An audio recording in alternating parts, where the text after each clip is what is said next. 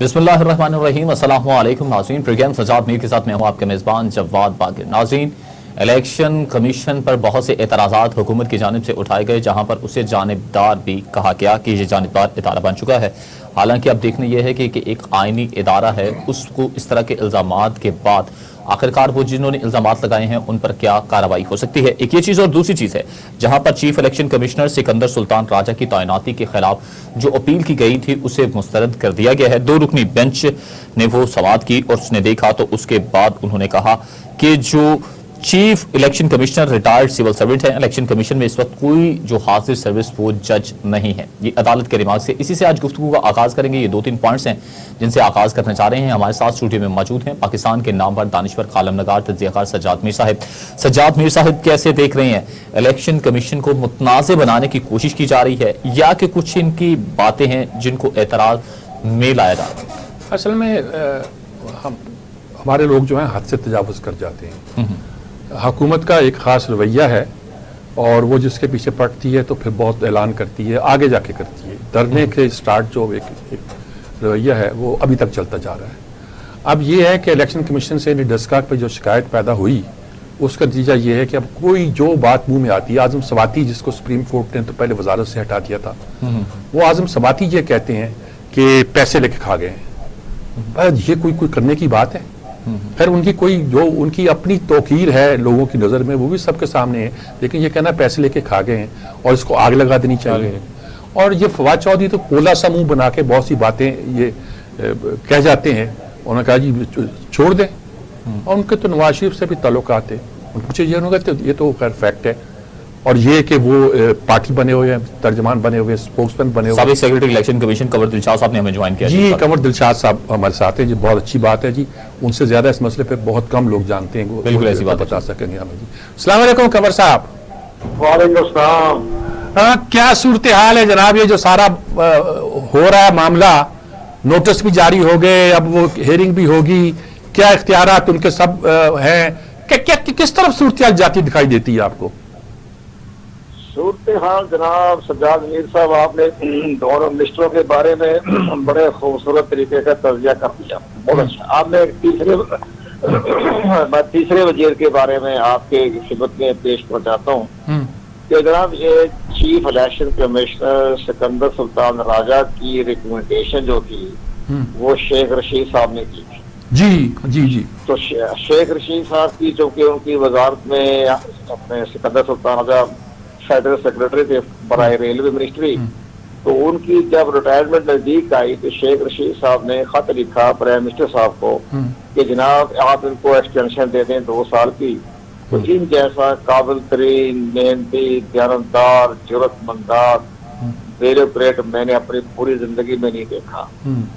अच्छा, उस पर जनाब प्राइम मिनिस्टर साहब ने कहा कि सॉरी किया करिए, हम तो किसी को एक्सटेंशन नहीं दे रहे ब्यूरोक्रेट को, तो ये मेरे लिए एक मिसाल बन जाएगी। तो फिर शेख रशीद साहब ने खत लिखा प्राइम मिनिस्टर साहब को कि जनाब आप इनको चीफ इलेक्शन कमिश्नर या कोई ऐसा कोई मसावी ओहदा जो है उसके लिए रिकमेंड कर दें।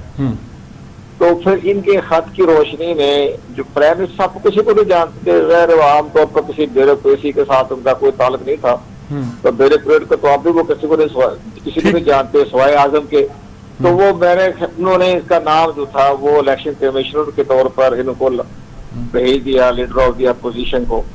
तो लीडर ऑफ द अपोजिशन ने भी इनका नाम सुन रखा था, जाहिर है चीफ सेक्रेटरी रहे बाद सूबों में, बलोचिस्तान में, सॉरी इसमें कश्मीर में भी, गिलगित बल्तिस्तान में भी पेट्रोलियम के सेक्रेटरी भी रहे और इसके साथ इमिग्रेशन के डीजी रहे, तो वो जानते थे इनको। तो उन्होंने कहा भी ठीक है, हमें कोई इतराज नहीं। तो मैं ये अर्ज करना चाहता हूँ कि जनाब प्राइम मिनिस्टर साहब तो सिकंदर सुल्तान राजा को जानते ही नहीं थे, तो शेख रशीद साहब की रिकमेंडेशन में उनका नाम दे दिया। तो अब शेख रशीद साहब को महसूस करना चाहिए जिनके उनके कैबिनेट के 2 मेंबर जो हैं उनके खिलाफ कंप्लेन चला रहे हैं, तो शेख रशीद साहब को इस्तीफा दे देना चाहिए असूली तौर पर। रिकमेंडेशन पे हुआ है, आप इस्तीफा दें। अब यहाँ जाके बात करें प्राइम मिनिस्टर साहब से कि जनाब मेरी रिकमेंडेशन को हुआ है, ये मेरे कुलीग क्या इनके बारे में जो है इल्जाम लगा रहे हैं, तो वो जनाब बकायदा आवाज उठाएं, प्रोटेस्ट करें, बोले, वो हर जगह बोलते रहते हैं। तो इतने बड़े आदमी के खिलाफ तो उनके 2 मिनिस्टर बोल रहे हैं और शेख रशीद खामोश बैठे हुए हैं। ठीक बात, उनको भी चाहिए इस्तीफा दें। ये बिल्कुल आप ठीक बात की, लेकिन अब होगा क्या? यानी कैसे ये नोटिस जारी हो जाएंगे, हेयरिंग हो जाएगी, शायद वो कंटेम्प्ट का नोटिस भी इशू हो जाए, क्या क्या क्या लगता है आपको जी? अब देखें जी सज्जाद मीर साहब, ये नोटिस वो नोटिस नहीं है जो कि शहबाज शरीफ ने शुरू किया था। कोई सड़क का हादसा हो गया, नोटिस ले लो। तो उनके दौर में 5 साल के दौर में 10,000 नोटिस उन्होंने जारी किए, काम अमल दरामद किसी पे नहीं हुआ। अच्छा, उसी की पैरवी करते हुए उस्मान बुज़दार साहब ये लगे होते हैं, नोटिस ले लिया, प्राइम मिनिस्टर साहब नोटिस ले लिया, 3 साल हो गए नोटिस ले लिया, कोई नहीं। आप इलेक्शन कमीशन ने अगर वही रवायत रखी कि नोटिस ले लिया, तो फिर जनाब ये लोकल गवर्नमेंट के इलेक्शन और 2023 के इलेक्शन जिसकी लाठी उसकी भैंस हो जाएगा, कोई किसी की बात नहीं मानेगा। क्यों? पता है कि यार चीफ इलेक्शन कमीशन के बारे में तो बड़ी बातें हो रही है, मुतनाज़ा हो गए हैं, कोई एक्शन वो लेते हुए नहीं किसी के बारे में, तो सारे ये इलेक्शन सबोताज हो जाएंगे। उसको रोकने के लिए इलेक्शन कमीशन ने बहुत बड़ा कदम उठाना चाहिए, कदम उठाना पड़ेगा। उसके लिए आसान तरीका है कि 3 लफ्जों में कहेंगे जी आपने हमारे पर करप्शन के इल्जाम लगाए हैं और जो आपने हमारे पर जो इल्जाम लगाए हैं वो साबित करें, और वो साबित नहीं कर सकते तो दिनों में, जरा साल 2 साल ना लगाए, दिनों में इसका फैसला कर दें कि आपने झूठ बोला है, तोहमत लगाई है, तो अब आप आर्टिकल 62(1)(f) के तहत साबिक आदमी नहीं रहे तो हम आपको ताहयात बहाल करा देते हैं। बस। अच्छा, ये ताहयात कर सकते हैं, इसका कर सकते हैं। इनके पास तो सुप्रीम कोर्ट ऑफ पाकिस्तान से भी ज्यादा इख्तियारात हैं, और जो भी फैसले होते हैं ना, जो माजी में जो फैसले होते रहे, वो सुप्रीम कोर्ट ने वैसे अपने इख्तियारात इस्तेमाल कर लिए, लेकिन नाहल करार देना, डिस्क्वालीफाई करना, ये इलेक्शन कमीशन ऑफ पाकिस्तान का मैंडेट है। अच्छा अच्छा अच्छा, तो ऐसी सूरत में आपका मतलब है कि अगर वो सख्त इकदाम नहीं करते तो ये बात तो फैलती जाएगी, हुकूमत बोलती रहेगी और रिजल्ट निकलेगा कि इलेक्शन जो है वो एक बेमानी अमल होकर रह जाएगा। उन्होंने एक मशीन बनाई है, उस मशीन के बारे में वो फीडबैक लेना चाहते हैं, उनका कहना है कि इलेक्शन कमीशन कहे कि बिल्कुल ठीक मशीन है, तो ये तो नहीं चलता ना जी। नहीं, इलेक्शन कमीशन ने बहुत खूबसूरत अंदाज में अपना पॉइंट ऑफ व्यू पेश किया। हम इसकी ओनरशिप नहीं लेते कि उसके अंदर शफाफत नहीं है, राजदारी नहीं है, टेम्परिंग होती है, धोखेबाज है। इसमें धोखेबाजी का इम्कान भी है, वोटर की खरीदोफरोख्त भी है, और हुकूमत जिसको चाहे कि किसी का चिप लगा दे खामोशी से, उसकी मैकेनिज्म ठीक करने के बहाने से, तो सारा वोट उसी पार्टी को चला जाएगा जिसके बारे में चिप गई हुई है। तो ये दुनिया नहीं है, इलेक्शन कमीशन ने नहीं कहा, ये इंटरनेशनल जहां जिन मुल्कों ने इसको गैर कानूनी करार दिया है, जर्मनी ने, नॉर्वे ने, यानी 160 मुल्कों ने इसको गैर कानूनी करार दिया, तो वो उस पर वो रिपोर्टें इलेक्शन कमीशन ने उस पर अपने खदशात का इज़हार किया। जनाब ये हमें रिपोर्टें इसके बारे में आई हुई है, तो हमें इसकी तसल्ली करवा दो। तसल्ली करने के बजाय कहते नहीं जी इलेक्शन कमीशन को आगे लगा दे, तो ये सारा मामला हुआ है जनाब। बहुत शुक्रिया आपका कमर दिलशाद साहब, बहुत आपने इन बातों पर भारी वजाहत की। हम 2-3 दिन से कोशिश कर रहे थे कि आपसे राब्ता हो, माशाल्लाह आज आपने बहुत तफसील के साथ इसका तज़किरा कर दिया और मुतमिन भी कर दिया लोगों को कि असल मसला क्या है जी। बहुत शुक्रिया आपका जी। बड़ी कमर दिलशाद साहब, बड़ी इस मामले में भाई 160 मुल्कों ने इसको बैन किया हुआ है, और किसी ने बताया था कि 167 मुल्कों में जमहूरियत है, उसमें सिर्फ 8 मुल्कों में ये मशीन इस्तेमाल होती है। और देखिए इंडिया में धांधली उसके बगैर भी हो सकती है, इसके साथ भी हो सकती है। अच्छा, वहां इलेक्शन कमीशन का बहुत बड़ा स्टाफ है, अपना अमला है, बड़ी ताकत है, बड़ी पावर है, और कहते हैं कि पावर हमारे इलेक्शन कमीशन की कम नहीं है। वो बता रहे थे कि सुप्रीम कोर्ट से भी इस साल तो वो लगता है इस्तेमाल करेगा। अब ये तो नहीं होगा कि आप शोर मचाएंगे, वो कहेंगे मैं इस्तीफा देता हूं। एक स्ट्रांग आदमी जो है वो इस्तीफा नहीं देता, कहता हो फिर आप हम पे इल्जाम लगाते हैं, लगाओ, इलेक्शन तो आपको हमारी निगरानी में लड़ना है, या तो आप इलेक्शन का बाइकाट कर दीजिएगा कि हम इस इलेक्शन कमीशन के तहत इलेक्शन ही लड़ेंगे, फिर देखते हैं क्या होता है। क्या ऑप्शन है आपके पास? आप प्रेशराइज करके उनसे इस्तीफा दिलाएंगे अगर, तो अगला बंदा क्या वो अब रिवाज चल पड़ा है, अब कोई इलेक्शन कमीशन जो है ना आपका लाई लग बन के नहीं रहेगा, इंडिपेंडेंट अपना रवैया अख्तियार करेंगे, उसी तरह चलेंगे। सही है जी। मुझे अगली स्टोरी की तरफ बढ़ना है, जहां पर ये सब क्या देखते हैं कि जमहूरियत का आलमी दिन मनाया गया। मौजूदा हुकूमत की मैं बात करूं तो मौजूदा हुकूमत में जमहूरियत कितनी फली फूली है, मैं ये तो कुछ नहीं कहता कितनी फली फूली है, इतना कहता हूं कि जमहूरियत का عالمی دن منانا جو ہے نا ہمارا منہ چڑھا رہا ہے کہ ہم بھی جمہوریت کا عالمی دن منا رہے ہیں.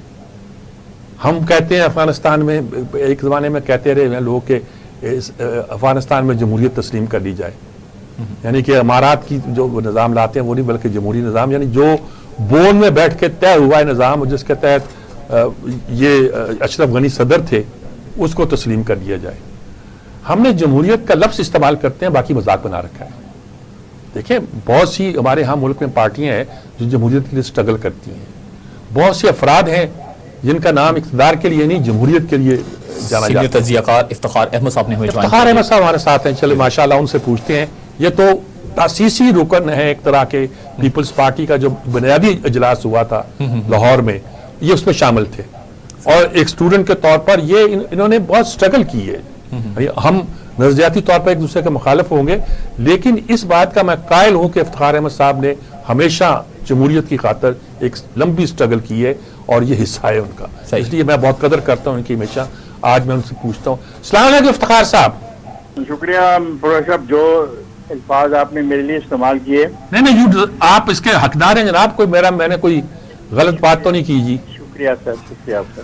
بس میں یہ کہنا چاہ رہا ہوں کہ آج یوم جمہوریت منا رہے ہیں, یہ ہمارا مذاق نہیں اڑا رہا جی یوم جمہوریت آج یوم منا رہے ہیں تو تھوڑی دیر پہلے مجھے پتہ لگا کہ میں ہائی سپیڈ ڈیزل جو استعمال کرتا ہوں بطور کاشتکار, اس میں 5 روپے فی لیٹر اضافہ کر دیا, اضافہ ہو گیا جی. پچھلے دنوں میں D A P dye امونیم phosphate جو ہے کھاد, اس میں کئی 100 روپے کا اضافہ بوری میں ہوا. گندم کی کاش میرے سر پہ آئی کھڑی ہے, اکتوبر کے مہینے میں تیاری کر کے نومبر میں سوئنگ کروں گا. اب میں اس جمہوریت کو کیا کروں جس جمہوریت میں روز مجھے اضافہ نظر آ رہا ہے, اضافہ نظر آ رہا ہے. ڈالر کی قیمت 170 کے قریب پہنچ گئی ہے, 70 پہنچ گئی ہے. میں سمجھ نہیں آ رہی ہے جمہوریت کا جو کانسیپٹ ہے وہ آپ کا اور میرا جو اختلاف تھا وہ اسی بنیاد پر تھا. میں سمجھتا تھا کہ سرمایہ نظام ہمیں تباہ کر دے گا, ٹھیک ہے, اور آج سرمایہ نظام نے ہر چیز اپنے ہاتھ میں لے لی ہے. ریل اسٹیٹ کا بزنس ہو, پینے کا پانی ہو, تیل ہو, گیس ہو, بجلی ہو, دوائی ہو, نیم اینی تھنگ, وہ اب سرمایہ کے ہاتھ میں ہے. اور جب ہم چیختے ہیں تو ہمیں کہا جاتا ہے جی فری مارکیٹ اکانومی کا مسئلہ. تو جمہوریت میرے لیے تو نہیں ہے, یعنی میں کاشتکار ہوں. پچھلی دفعہ میرے گندم جو ہے میرے گھروں سے زبردستی اٹھائی گئی, وہ جو اے سی نے پٹواریوں کو بھی گندم ساری لے کے آؤ, ہمیں گندم کا ٹارگٹ پورا کرنا ہے. آپ کسی سرمایہ دار کی دکان پہ جا کے اٹھائیں نا چیزیں کہ ریٹ اس کا کم کرنا ہے, تو میں دیکھتا ہوں کس کی ضرورت ہے. چینی اٹھا لیں, ابھی دور کیوں جاتے ہیں, میں نے کہا چینی اٹھا لیں. ہاں, جمہوریت تو سر یہ ہوتی ہے نا سب کے لیے برابر.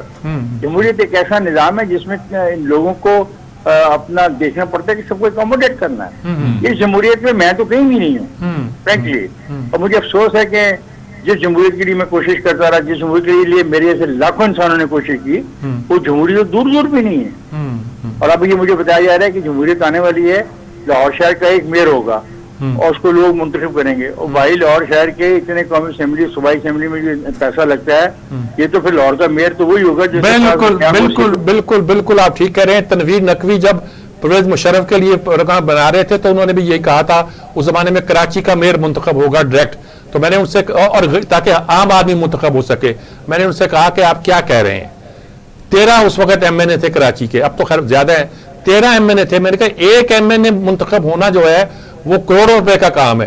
13 ایم این اے کی کانسٹیٹوئنسی میں اگر میئر نے انتخاب کرنا ہے تو کیسے ہوگا؟ یہ دلیل دیتے ہیں جی براہ راست منتخب ہو جائے. بالکل درست فرمایا آپ نے جی. نہیں ہے, جمہوریت ہوتی ہے for the people by the people. وہ فار دا پیپل اور بائی دا پیپل تو پتہ نہیں کہاں ہے, اور فرام دا پیپل کو تو لفظ ہی بھول گئے نا. اب یہ فرام شام تو گیا نا, غائب ہو گیا. بائی جی تو کاغذوں میں لکھا ہوا ہے, پار بھی لکھا ہوا ہے, لیکن فرام والا معاملہ جو گڑبڑ ہو گیا. تو سو جمہوریت کے عالمی دن پہ مجھے افسوس ہے کہ میں وہ اچھے لفظ نہیں کہہ رہا اور اچھے لفظوں کا استعمال نہیں کر رہا, لیکن میں دکھی ہوں کہ جس جمہوریت کو میں فیس کر رہا ہوں یہ وہ جمہوریت نہیں تھی جس کا خواب قائد اعظم محمد علی جناح نے اور ان کے ساتھیوں نے دیکھا تھا, اور اس کے بعد آنے والے سیاسی رہنماؤں نے دیکھا تھا. کیا اس دن میں فرض کیا, دن تو ویسے یہ یوہنو والے منا لیتے ہیں, اعلان کر دیتے ہیں, کبھی کبھی عجیب عجیب دن منانا پڑتے ہیں ہمیں, لیکن ہم کیا آج کے دن ہم کیا سوچیں کہ اس ملک میں कभी कोई रास्ता ठीक होगा जी? कोई आएगी जमहूरियत का रास्ता बनेगा? सारी पार्टियां लगी हुई है, हम सबको सलाम करते हैं, कोई कुछ नहीं कहते चलिए, लेकिन क्या कैसे जमहूरियत कैसे आएगी? इलेक्शन की कैसे इलेक्शन होना है, इसी पर लड़ रहे हैं। अगर आप मुकामी हुकूमतों को तमाम वो इख्तियारात दे दें जो उनका हक बनता है, ठीक है, तो आइन में लिखा तो हुआ है लेकिन डिफाइन नहीं किया गया, ठीक है, और डिफाइन कर दिया जाए। आपको मैं यकीन दिलाता हूँ जितनी गुफ्तगू मैंने की, ये बहुत सारी बातें मेरी खुद गलत साबित हो जाएंगी अगले 4 सालों में। ठीक बात है, ठीक बात है, ठीक बात है। बहुत शुक्रिया इफ्तिखार अहमद साहब आपका, बहुत शुक्रिया आपका जी, बहुत। और जी देखिए आप ये जो देखिए 3 टायर डेमोक्रेसी है पाकिस्तान में, फेडरल सिस्टम है, सूबाई सिस्टम है। मुशर्रफ ने ज़िली हुकूमतों को, मकामी हुकूमतों को पावर्स दी, शहरी हुकूमतें का बड़ा शोर पड़ा कि आप सूबे को बाईपास करते हैं। इस वक्त मसला ये बन गया है कि सूबे इतने मुकद्दस और ताकतवर हो गए हैं कि वो अपने ना नीचे पावर देते हैं जो आईनी तौर पर देनी चाहिए उन्हें, ना वो वफाक को मानते हैं। कैसे चलेगी जमहूरियत अगर गली मोहल्ले के लेवल पर भी? अब कराची का मसला क्या है? वो कहते हैं कराची के इलेक्टेड मेंबर जो हैं, जो कराची के मसाइल को हल करने के लिए दिए जाएं, उनको उनके वसाइल सौंपो। अगर सिंध की आबादी का 40-20% हिस्सा कराची पे है, चलिए 40 नहीं, आप 35 कर ले, कराची पे मुश्तमिल है, और उसमें सिर्फ महाजर नहीं है, पंजाबी, पठान और सिंधी भी है। वो उसके एक तरह का कहते हैं मिनी पाकिस्तान है। मैं कहता हूं मिनी सब कॉन्टिनेंट है। वहां बड़े सगीर के हर गोशे से आए हुए लोग आपको मिल जाएंगे। सही। जो आपको पंजाब में नजर नहीं आएंगे वहां आपको नजर आएंगे। पता चलेगा ये बिहार का है, ये हैदराबाद का है, कल्चर कैसे मुख्तलिफ है, कैसे इंटरमिंगल हुए, ये यूपी का है, ये सीपी का है, एक अलग रंग है, मद्रास का है, मद्रासी अपनी तरह से बात करेगा।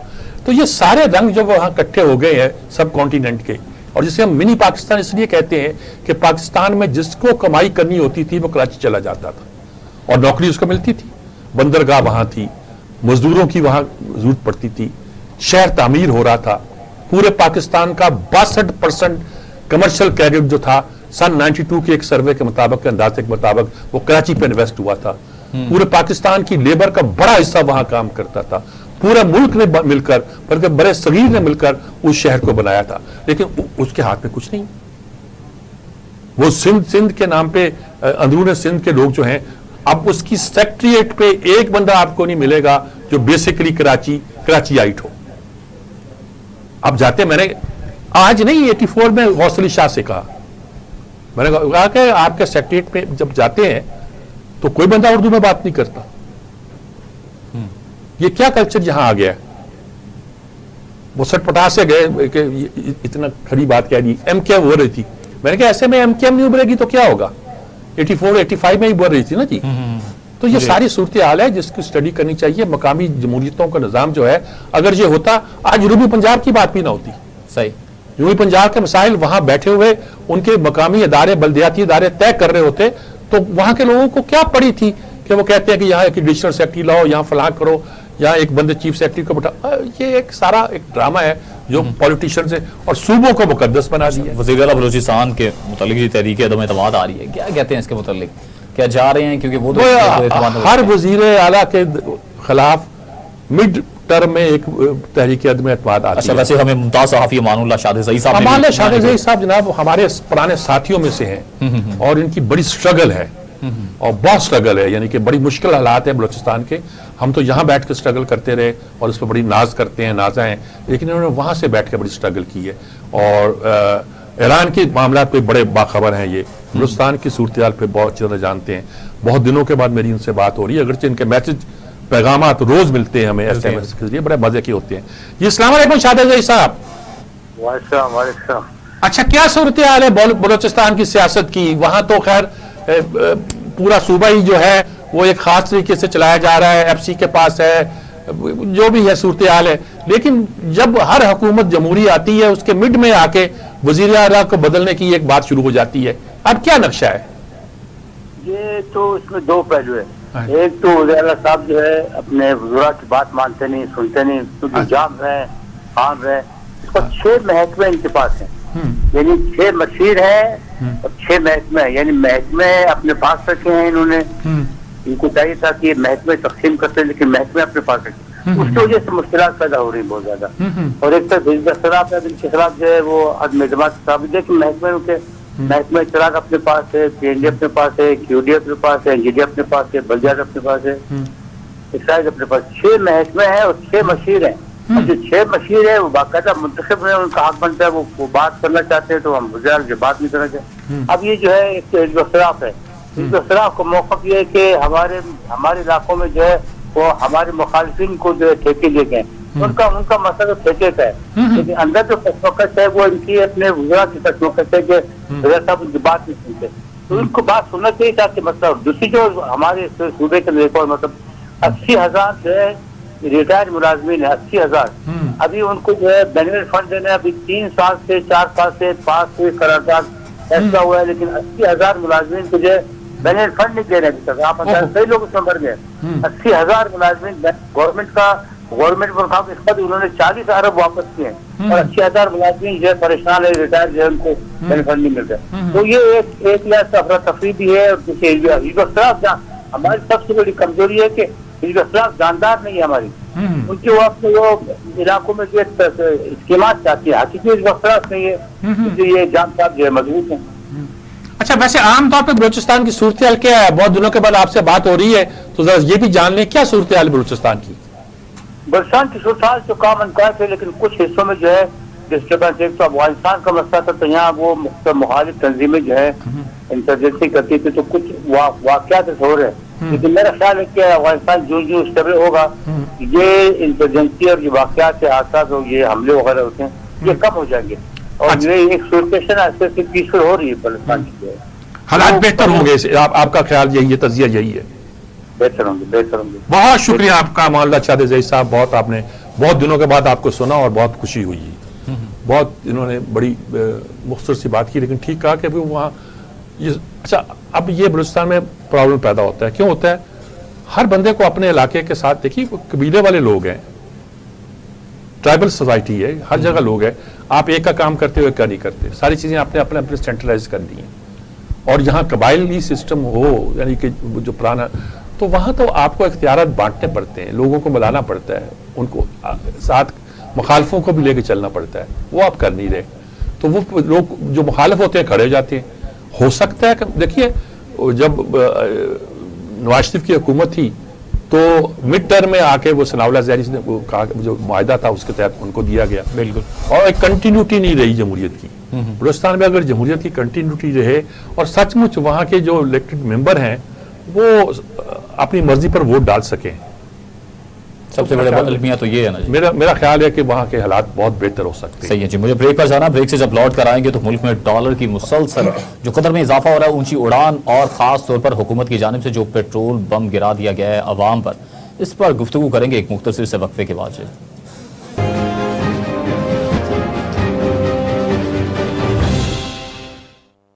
ویلکم بیک جی. میرے صاحب ملک بھر میں ڈالر کی قدر میں مسلسل اضافہ ہو رہا ہے اور روپے کی قدر میں تنزلی کی جا رہی ہے، ہو رہی ہے.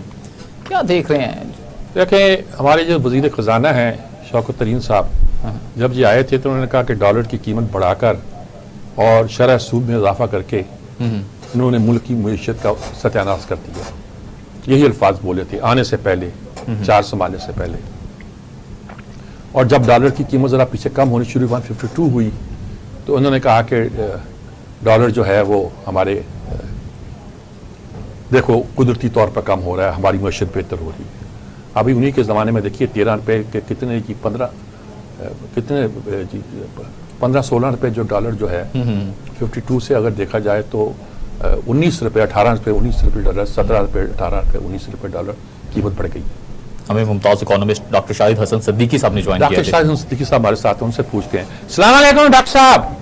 محترم وعلیکم السلام ورحمۃ اللہ. کیا حال ہے جناب؟ ٹھیک ٹھاک ہیں الحمدللہ. ڈالر کی قدر مسلسل بڑھ رہی ہے، روپے کی قدر گر رہی ہے تو ہمیں آپ کا خیال آیا کہ آپ سے پوچھیں کہ معیشت کا کیا حال ہے. کچھ تو ہمیں بتائیں، ہم کہاں جا رہے ہیں، کہاں کھڑے ہیں. انٹرسٹ ریٹ تو ہم نے رکھا ہوا ہے کم، انفلیشن سے بھی کم رکھا ہوا ہے. کیا کیا کر رہے ہیں ہم اپنی معیشت کے ساتھ؟ یہ جو آپ نے بڑی اہم بات کی کہ ہم نے جو اپنا ریٹ رکھا ہے وہ ڈسکاؤنٹ ریٹ وہ اس سے افراط زر سے کم ہے. تو جو کھاتے داروں کو منافع مل رہا ہے وہ افراط زر سے کم مل رہا ہے. اس کو کہتے ہیں نیگیٹو ریٹرن. اور اس کو اسٹیٹ بینک کہتا ہے نیگیٹو ریٹرن جو ہے وہ ایکسپلائٹیشن ہے, اور ایکسپلائٹیشن جو ہے آئین پاکستان کے شق 3 کے تحت ریاست کی ذمہ داری ہے کہ ہر قسم کی استحصال کو روکے. ہمارے یہاں اسٹیٹ بینک آف پاکستان وزارت خزانہ کی مرضی سے اس استحصال کے پروسیس کو پرسائڈ کر رہا ہے, اس کو لے کے چل رہا ہے. تو آپ نے پہلے ہی نقطہ جو ہے بڑا عام اٹھایا, میرا دماغ اس طرف چلا گیا کہ یہ استحصال آئین کی خلاف ورزی ہو رہی ہے. نمبر 1, کھلے عام خلاف ورزی ہو رہی ہے. ڈالر کی قیمت بڑھ رہی ہے, کیا وہ کہتے ہیں افغانستان جا رہا ہے؟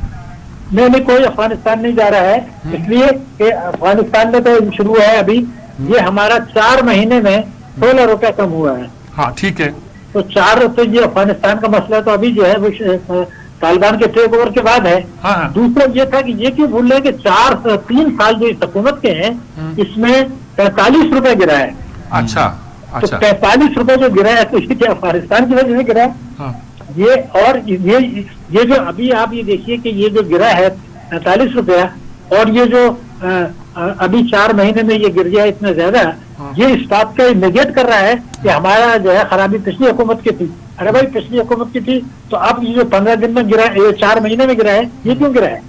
تو یہ بھی ثابت ہو گیا کہ میں پہلے بھی کہہ رہا تھا کہ یہ جو خرابیاں ہیں معیشت میں یہ ان کی اپنا کیا دھرا ہے. اس کو چھوڑیں, اس بات کو کہ ہمیں دیوالی حکومت ملی تھی, یہ سب بیکار کی باتیں ہیں. ابھی جو آپ نے جو نقطہ اٹھایا ہے دوسرا ہم وہ ڈالر کی قدر کا ہے. تو میرا اپنا تو خیال یہ ہے کہ موجودہ حکومت پاکستان کی معیشت کو انتہائی کمزور بنیادوں پر اور لیپا پوتی کی بنیاد پر چلا رہی ہے, لیپا پوتی کی بنیاد پر. اور جب معیشت میں کوئی بھی بیماری ہوتی ہے تو اس کا علاج دوائی سے کیا جاتا ہے. ہمارے اسٹیٹ بینک آف پاکستان جو باہر سے IMF کی نمائندگی کر رہے ہیں وہ یہ کہتے ہیں کہ دوائی سے علاج میں نہیں کرتا, میں سرجری کروں گا, یعنی جسم کا حصہ کاٹ کے پھینکتے ہیں. تو یہ جو ڈیویلیوشن ہے یہ سرجری ہے. تو یہ تو اس وقت کی جاتی ہے جب دوائی سے علاج فیل ہو جائے, جو آپ نے کیا نہیں. آج بھی اگر اسٹیٹ بینک چاہے تو اس کو روپے کی قدر کو بہتر کر سکتا ہے. اور میرا خیال ہے اتنا آپ نے دباؤ ڈال دیا ہے میڈیا نے کہ شاید وہ اب مجبور ہو کے اس کو بہتر کرنے کی کوشش کریں گے. ایک تو یہ سوال ہے.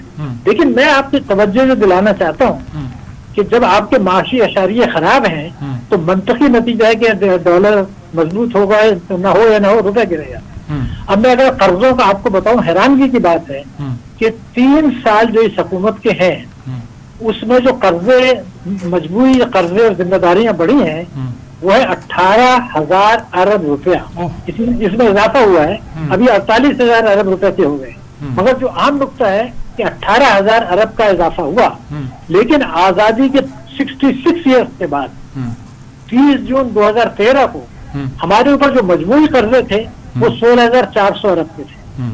یعنی جو 66 سال میں قرضے اکٹھے کیے تھے ہمارے اوپر چڑھے تھے, اس سے زیادہ اضافہ انہوں نے 3 برسوں میں کر دیا. کوئی بتا سکتا ہے کہ اس کا کوئی جواز ہے؟ اور کون سے پروجیکٹ بنے, یہ کہاں گیا پیسہ؟ اگر آپ بیرونی قرضوں کو دیکھیں تو 27 ارب ڈالر کے قرضے بڑھ گئے ہیں اس حکومت کے دور میں, وہ بنتے 9 ارب ڈالر سالانہ, جبکہ اس سے پہلے جو 10 سال ہیں اس میں کوئی اوسط ہمارا رہا تھا 6.5 کے قریب. اچھا, تو یہ اس سے کیسے بڑھ گیا؟ پی ٹی آئی جو آپ پی ایم ایل اے نے کچھ بھی کہیں مگر انہوں نے پروجیکٹ تو لگا کے دیے تھے نا آپ کو انرجی کے, تو اس وقت بھی اس ریٹ بہت کم تھا بیرونی قرضوں کا. تو اب جو بڑھے تو اب کون سا پروجیکٹ لگا ہے؟ اور سب سے بڑا جو ظلم قوم کے ساتھ ہو رہا ہے وہ یہ کہتے ہیں کہ ہم نے ہمارے قرضے اس لیے بڑھے ہیں کہ ہم نے قرضے اتارے ہیں. تو میں نے یہ تو میٹرک کا اسٹوڈنٹ بھی جانتا ہے کہ اگر آپ 1 کروڑ روپے کے قرضے اتارے ہیں اور 1 کروڑ کے قرضے لے ہیں تو قرضے نہیں بڑھیں گے.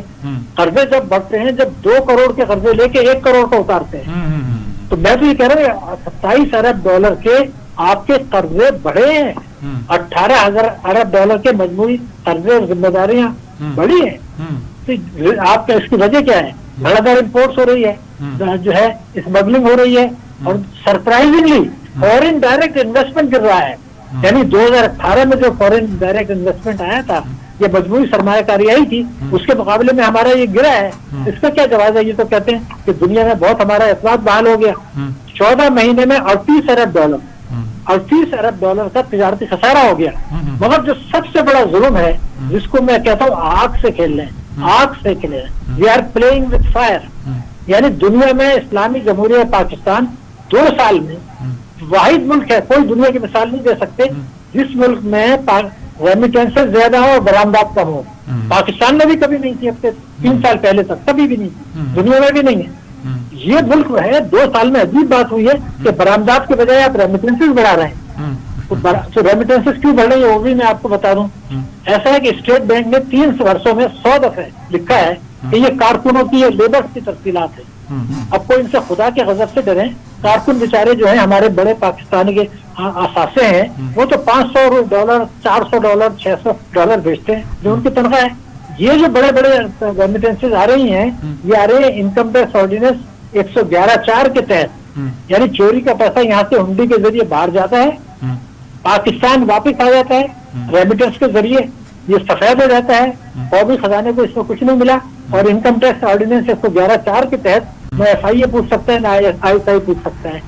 लेकिन जो अफसोस की बात है कि ये जो पैसा आ रहा है 5 साल में, ये 3 वर्षों में $74 अरब आया, इसका बड़ा हिस्सा वापस चला गया और टैक्सों का आपको नुकसान हो गया वापस गया। इसका सबूत मैं आपको देता हूँ। सुप्रीम कोर्ट ऑफ पाकिस्तान में भी बताया गया था कुछ अर्सा पहले कि एक साल में पाकिस्तान में $19.9 अरब की रेमिटेंसेज आई थी, $19.9 अरब। लेकिन लोगों ने चोरी का पैसा भी था, जायज पैसा भी था, रिश्वत का पैसा भी था, उससे डॉलर खरीदे, उस डॉलर को बैरून फॉरेन करेंसी अकाउंट पाकिस्तान में बैंकों में उसमें जमा किए और कानून के तहत उसको बाहर भेज दिया। तो $15 अरब बाहर चला गया इस मुल्क से एक साल में। तो ये जो $74 अरब की रेमिटेंसेज आई हैं, इसमें से कारकुनों की तफसीलात तो $14 अरब हैं, बाकी तो मालदार लोगों की हैं, और उसका बड़ा हिस्सा जैसे मैंने कहा वापस जा रहा है और टैक्सों का नुकसान हो रहा है। तो ये खेल जो जारी है, तो फिर आपको बरामदात बढ़ाने की जरूरत क्या है, मुझे आप बताइए। हमारी आज जो बरामदात हैं $25.24 अरब, ये वही है जो 2011 में थी, और 2011 में डॉलर था $88 का, और ये जो बरामदात जून तक की है उससे डॉलर था $154 का। तो आपकी तो बरामदात 2011 के बराबर है और रेमिटेंसेज $18 अरब बढ़ गई उस वक्त से। तो ये जो तमाशा है, ये जो आग से खेला जा रहा है, ये पाकिस्तान के मुस्तकबिल से खेल रहे हैं, ये पाकिस्तान की सलामती का है। इससे रेमिटेंस से तो रोजगार नहीं मिलता, और इसका 70% 4 मुल्कों से आ रहा है, सऊदी अरब, यूएई, अमेरिका, बरतानिया। अगर अमेरिका चाहे, FATF चाहे, तो जो सऊदी अरब और यूएई से आ रहा है उसको तो वैसे ही वो खतरन लगा देंगे कि ये मनी लॉन्ड्रिंग हो रही है। आप इनकम टैक्स ऑर्डिनेंस 111(4) तो मौजूद है, मगर अभी नहीं लगा रहे क्योंकि उनको भी अफगानिस्तान में हमारी जरूरत है फिलहाल। तो इन खतरात को नजरअंदाज करके, आंखें मीच के ये कहना कि हमारी मईशत तरक्की कर रही है, अरे भाई मईशत कैसे तरक्की कर रही है? FDI गिर गया, महंगाई बढ़ गई, कर्जे बढ़ गए, जो है तजारती खसारा बढ़ गया, उसके बाद आपका तामीराती शोबे को आपने कहा काला धन लगाओ, और चोरी का पैसा वहाँ कई $100 अरब जो है वो तामीराती शोबे में जा रहा है। जो हम बाहर से कर्जे ले रहे हैं उसके हमने रिजर्व रखे हैं, रिजर्व बढ़े हैं, लेकिन वो शरह सूद, महंगी शरह सूद का कर्जे लेके बढ़े हैं। तो अगर अब भी स्टेट बैंक चाहे तो कल भी वो उसको डॉलर की कदर को इम्प्रूव कर सकती है, और शायद करना भी पड़ेगा, इसलिए दबाव पड़ गया है, ये तमाशा इनको खत्म करना पड़ेगा। लेकिन जो कुछ ये पोजीशन मैंने आपको मुख्तसरन बहुत शुक्रिया आपका डॉक्टर शाह सिद्दीकी साहब, बहुत शुक्रिया आपका। देखिए क्या पूरी नक्शा खींच के रखा है, रोने का मकाम है ना जी, हालात ऐसे हैं कि क्या कर सकते हैं। क्लोजिंग रिमार्क्स में क्लोजिंग रिमार्क्स यही है जी जनाब, हमें अफगानिस्तान के महाज पर भी, मईशत के महाज पर भी, और मुल्क के अंदर जमहूरियत के महाज पर भी हर जगह खतरात का सामना है। अल्लाह करे कि हम इन खतरात से निपट सकें। सही है, बहुत शुक्रिया असीम साहब आपका। तो गेम का वक्त अपने इख्तिताम को पहुंचा, अपने मेज़बान जवाद बाकिर को दीजिएगा इजाज़त, अल्लाह ने के बाद।